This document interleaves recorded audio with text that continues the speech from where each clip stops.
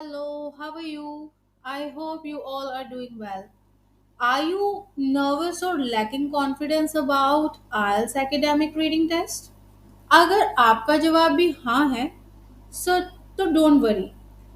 Today I am going to discuss reading tips and tricks and strategies which I and my students personally followed and increased their band score.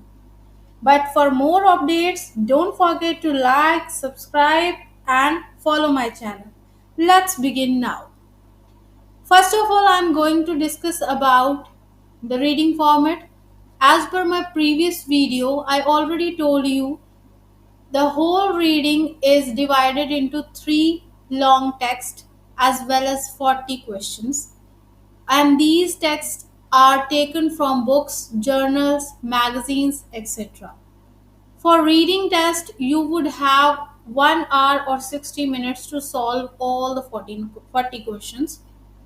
Okay अगर हिंदी में बात करें तो पूरी reading जो होती है वो 3 लॉन्ग टेक्स्ट पैसेजेस में जो है वो डिवाइड की गई होती है और हर पैसेज में 13 टू 14 क्वेश्चन होते हैं और हर पैसेज जो होता है वो आपको 20 मिनट्स में सॉल्व करना है सो दैट आप जो है 20 × 3 = 60 मिनट कि आप 60 मिनट में तीनों के तीनों पैसेजेस जो है वो आप कर पाए।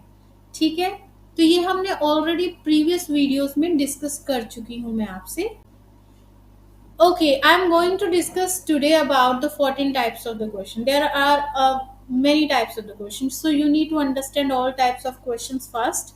So, first one is matching heading, locating information, true, false, not given, multiple choice question, summary completion, diagram labeling, and matching sentence ending. तो अगर मैं बात करूं इन डिटेल्ड वे में तो मैचिंग हेडिंग क्या होता है इन क्वेश्चंस के रिगार्डिंग मैं आपको फर्दर जल्दी ही इन डिटेल्ड वे में भी और स्ट्रेटजीज के साथ जो है कि किस तरीके से इन क्वेश्चन टाइप्स को सॉल्व करना है वो आपको वीडियोस में प्रोवाइड कर दूंगी। तो सबसे पहले अगर हम बात करें मैचिंग हेडिंग की तो मैचिंग हेडिंग क्या होता है इसमें देखिए आपको फॉर एग्जांपल पूरा जो फर्स्ट पैसेज है ना उसको उन्होंने डिवाइड किया होगा ए टू ई पैराग्राफ में। तो आपने जो है वो एक पैराग्राफ को पढ़ना है उसका सेंट्रल आइडिया निकालना है और उसमें आपको जो है वो लिस्ट ऑफ हेडिंग भी गिवन होगी और हेडिंग्स कुछ आपको दिए गए होंगे तो उनमें से सबसे सूटेबल हेडिंग जो है उस पैराग्राफ के सेंट्रल आइडिया के अकॉर्डिंग आपको क्या लगता है उसको मैच करने के बाद जो है वो आपको फाइंड आउट करना होता है इसका आंसर। उसके बाद सेकंड टाइप ऑफ क्वेश्चन जो होता है वो लोकेटिंग इन्फॉर्मेशन होता है। कई बार क्या होता है कि कुछ इस तरीके का क्वेश्चन होते हैं जहां पर कोई इन्फॉर्मेशन मिसिंग होती है तो आपने वो इन्फॉर्मेशन फाइंड आउट करनी होती है और फाइंड आउट करने के बाद जो है वो इन्फॉर्मेशन मिसिंग इन्फॉर्मेशन जो है वही आपका आंसर होता है और वो उस मिसिंग इन्फॉर्मेशन को प्लेस करना होता है ताकि सेंटेंस की एक प्रॉपर सेंस बन जाए। थर्ड टाइप ऑफ क्वेश्चन जो होता है वो ट्रू फॉल्स नॉट गिवन होता है।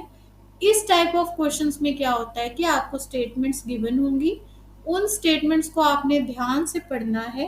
अगर उन स्टेटमेंट्स में दी गई जो इंफॉर्मेशन है एज इट इज ही इंफॉर्मेशन और बिल्कुल उसी सेंस में जो इंफॉर्मेशन है पैराग्राफ में आपको मिल जाती है तो वो स्टेटमेंट ट्रू होगी। अगर उस इंफॉर्मेशन के बिल्कुल अपोजिट इंफॉर्मेशन आपको मिलती है पैराग्राफ में तो वो स्टेटमेंट उसके अकॉर्डिंग फॉल्स होगी। उसके बाद जो है वो थर्ड टाइप ऑफ इंफॉर्मेशन ये होती है कि कई बार क्या होता है कि स्टेटमेंट में जो गिवन होता है उसके बारे में पैराग्राफ में बात ही नहीं होती।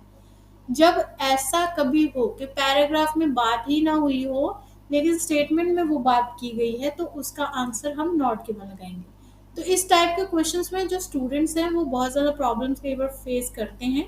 सो not to worry about anything, I will help you out, I will provide you more detailed videos on these types of questions, how to tackle these, how to solve them. Okay, now let's move further. आगे बात करें तो multiple choice question type भी होते हैं। Multiple choice question जैसे कि आपको पता ही होगा कि इसमें जो है एक स्टेटमेंट गिवन होगी और उसमें उससे मैचिंग जो है वो 3 ऑप्शंस गिवन होंगे। तो आपको जो है उस स्टेटमेंट में दी गई इंफॉर्मेशन के अकॉर्डिंग जो सूटेबल मैच है तीनों ऑप्शंस में से, उसको मैच करके जो है वो आंसर फाइंड आउट करना होता है। फिफ्थ टाइप ऑफ क्वेश्चन जो होता है वो समरी कंप्लीशन होता है। समरी कंप्लीशन फॉर एग्जांपल, इसमें जो है वो आपको एक टॉपिक गिवन होगा, प्लस जो है वो एक पैराग्राफ के फॉर्म में जो है वो आपको गिवन एक टेक्स्ट होगा और उसमें से कुछ वर्ड्स मिसिंग होंगे। फॉर एग्जांपल, मैं आपको एक एग्जांपल दूं कि मॉन्ट्रियल स्टडी की बात हो रही है, ठीक है, एक स्टडी की बात हो रही है, तो स्टडी के रिगार्डिंग जो एक पूरा पैराग्राफ गिवन है, लेकिन उसमें से कुछ चीजें हैं जो मिसिंग है। उन चीजों को, उन उन वर्ड्स को जो है वो आपने फाइंड आउट करके उस समरी को कंप्लीट करना होता है, ठीक है। नेक्स्ट टाइप ऑफ क्वेश्चन जो होता है वो डायग्राम लेबलिंग होता है। फॉर एग्जाम्पल, जैसे आपको एक प्लांट की डायग्राम दी गई हो और उसमें इन डायग्राम लेबलिंग में क्या होता है कि सबसे ज्यादा आपको ध्यान करना होता है, फोकस करना होता है एरोज पे, कि एरोज आपके कहाँ जा रहे हैं, ठीक है। फॉर एग्जाम्पल अगर बात करें तो एरो अगर एक लीव की तरफ है तो उस पार्ट ऑफ प्लांट को क्या बोलते हैं। फ्लावर की तरफ हो सकता है एरो, एरो स्टेम की तरफ हो सकता है, या कुछ भी रूट सिस्टम की तरफ हो सकता है। तो you need to find out the information what is called that type of that part of plant in the paragraph, in the passage. So you need to find out the information and you need to mark the exact word. Okay. उसके बाद next type of जो question होता है वो matching sentence ending होती है। क्या होता है कि कई बार आपको ऐसे सेंटेंस गिवन होंगे जो अधूरे सेंटेंस है, वो पूरे सेंटेंस नहीं है, और प्लस आपके आपके सामने एक लिस्ट दी होगी जो उनके अंतिम पार्ट को दर्शाता है। फॉर एग्जाम्पल, कि जो बिगिनिंग पार्ट है वो आपको गिवन है और जो लास्ट पार्ट है वो आपको जो है वो एक लिस्ट के रूप में दिया होगा। अब इसमें एक मैं सिंपल सी एग्जांपल ले रही हूँ। फॉर एग्जांपल, आप सबने पढ़ी होगी थर्स्टी क्रो। अब जैसे कौवे ने पानी पिया और उसके बाद फिर क्या किया, ठीक है, तो वो मिसिंग है। तो लिस्ट में फॉर एग्जांपल कहीं पर दिया है, डी डी में दिया हुआ है, डी जो ऑप्शन है उसमें गिवन है कि पानी पिया और उसके बाद उड़ गया। तो डेफिनेटली अगर इंफॉर्मेशन पैसेज के अकॉर्डिंग यही है कि उस सेंटेंस को फिर आगे कैसे कंप्लीट किया जा सकता है, तो डी के साथ कंप्लीट किया जा सकता है। तो इस तरीके की आपको इंफॉर्मेशन जो है वो गिवन होगी और आपको इस तरीके से ये सारे टाइप्स ऑफ क्वेश्चन करने होंगे, ठीक है। आगे चलते हैं। आगे अगर बात करें तो there are more 7 types of questions and eighth one is matching features, ठीक है। कुछ फीचर्स जो है वो मिसिंग होंगे। मैचिंग फीचर्स में फॉर एग्जांपल मैं बात करूं कि कुछ म्यूजिकल इंस्ट्रूमेंट्स की बात हुई हो, कि जैसे म्यूजिकल इंस्ट्रूमेंट में आपको गिवन हो फ्लूट हो, ड्रम हो, हारमोनियम हो, एक्सेट्रा, और प्लस उनके फीचर्स भी डिस्क्राइब किए गए हों लिस्ट में।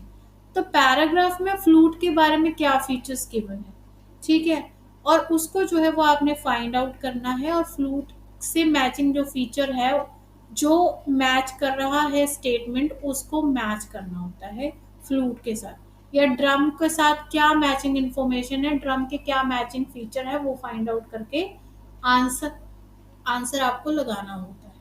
उसके बाद नेक्स्ट टाइप ऑफ क्वेश्चन जो होता है वो सेंटेंस कंप्लीशन है। इसमें भी आपको आधे अधूरे सेंटेंस हो सकते हैं और उन सेंटेंसेस में को कंप्लीट करना है इंफॉर्मेशन के साथ। अब ये क्या होता है कि कई बार आप ये जो है वो 2 या 3 वर्ड्स में आंसर होता है, तो आपको सेंटेंस की सेंस प्रॉपर बननी चाहिए। तो इस चीज़ का आपको ध्यान रखना है कि 2 वर्ड्स के साथ मेरा आंसर कंप्लीट हो रहा है, 3 के साथ हो रहा है, या 1 वर्ड के साथ हो रहा है, ठीक है। तो ये भी आप प्रैक्टिस के साथ definitely you would be able to find out the exact answer, so not to worry about anything. उसके बाद 10th टाइप ऑफ क्वेश्चन की बात कर लेते हैं। 10th टाइप ऑफ क्वेश्चन जो होता है वो शॉर्ट आंसर क्वेश्चन होता है, मतलब जो बिल्कुल 1 वर्ड में आंसर होता है, ठीक है। इसके बाद 11th टाइप ऑफ क्वेश्चन जो होता है वो नोट कंप्लीशन होता है। अगेन इसी तरीके से कोई आपको नोट गिवन हो सकता है, कोई फॉर्म हो सकता है जो आधा अधूरा है और उसको आपने कंप्लीट करना है। 12th one is a flow chart. Flow chart you know very well, एक प्रोसेस। फॉर एग्जांपल, अगर मैं आपको एग्जांपल दूं सिंपल सी, तो वो ये जैसे कि प्लांट की फोटोसिंथेसिस जो है एक प्रोसेस के बारे में बता रहे हैं। तो first step is this, next one is this, next one is this. So for example first और सेकंड जो है स्टेप गिवन है, third is missing, so third क्या होगा? तो you need to find out from the passage and you need to write your answer. उसके बाद जो 13th क्वेश्चन है वो है हमारा, 13 टाइप ऑफ क्वेश्चन जो है वो यस नो नॉट गिवन है। ओके, अगेन ये भी ट्रू फॉल्स और नॉट गिवन की तरह ही होता है। अगर इंफॉर्मेशन जो है वो सेम टू सेम मैच कर रही है तो यस है, पैराग्राफ के साथ और स्टेटमेंट की इंफॉर्मेशन, बात एक हो रही है, सेंस एक हो रही है, तो इट मीन्स वो यस है। अगर कॉन्ट्राडिक्टरी है, वहां पर बात कुछ और हो रही है और पैसेज में नेगेटिव वे में बात हो रही है, तो वो नो है। अगर उसके बारे में बात नहीं हो रही है, किसी पार्ट ऑफ सेंटेंस के बारे में बात नहीं हो रही है, तो इट मीन्स वो नॉट गिवन की कैटेगरी में जाएगा।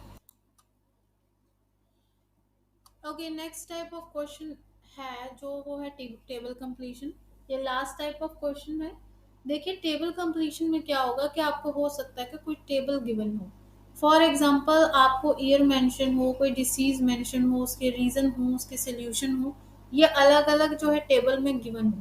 फॉर एग्जांपल 1988 में कोई डिसीज फैली थी, ठीक है, और उसके रीजंस क्या थे, सोल्यूशन क्या थे। तो रीजन फॉर एग्जांपल आपको गिवन है लेकिन सोल्यूशन नहीं गिवन है और उसकी जगह कोई ब्लैंक है, तो you need to find out, ठीक है। फिर उसके बाद नेक्स्ट फॉर एग्जांपल जो है कह सकते हैं कि कोरोना वायरस, कोई डिसीज जो है वो कोरोना वायरस जो है वो फैला था। अब ईयर मेंशन नहीं है तो you need to find out the year and you need to find out the exact information what can be written over there. Don't forget to subscribe my channel। इसी तरह की और अपडेट्स और useful video के लिए don't forget to like, subscribe, share.